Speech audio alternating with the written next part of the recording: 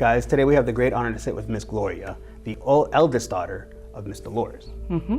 And now, from earlier interviews, she was the one that headed up the conference in the late 80s. Is that correct? She took over for Lou. For Lou. And continued it on. That's why now it's in the 36th year. Growing up, were you into, feels like the wrong word, but that's the best word I can grab. Were you into the extraterrestrial and the unexplained? Used to consider, and I've seen stuff. Oh, okay. When we had moved to Newton, Iowa, Daddy was overseas. At the end of the bed one night, I woke up and I was seeing an angel figure there, and I found out later that it was how I perceived life. When we lived in St. Louis, in a brown town, upstairs was my bedroom, which the heater never worked.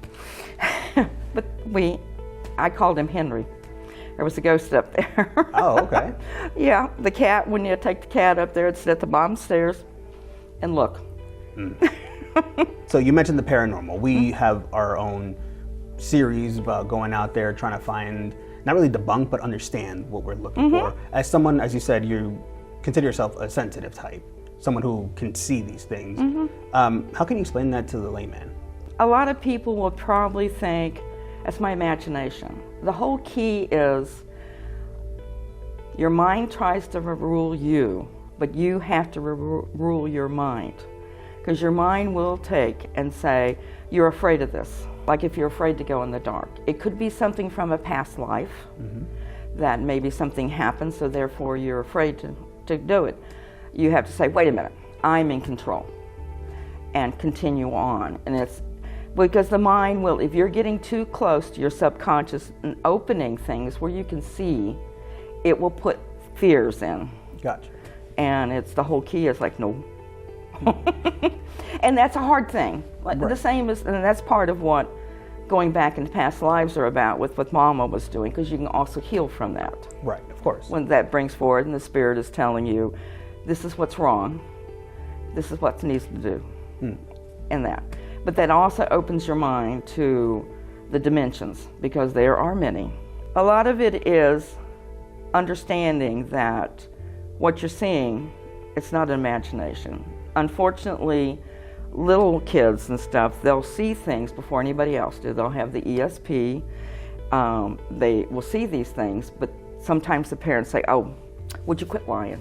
So then they start building blocks up. Right. So later in life, when they want to come to it, they have to start taking the blocks down. And it's hard.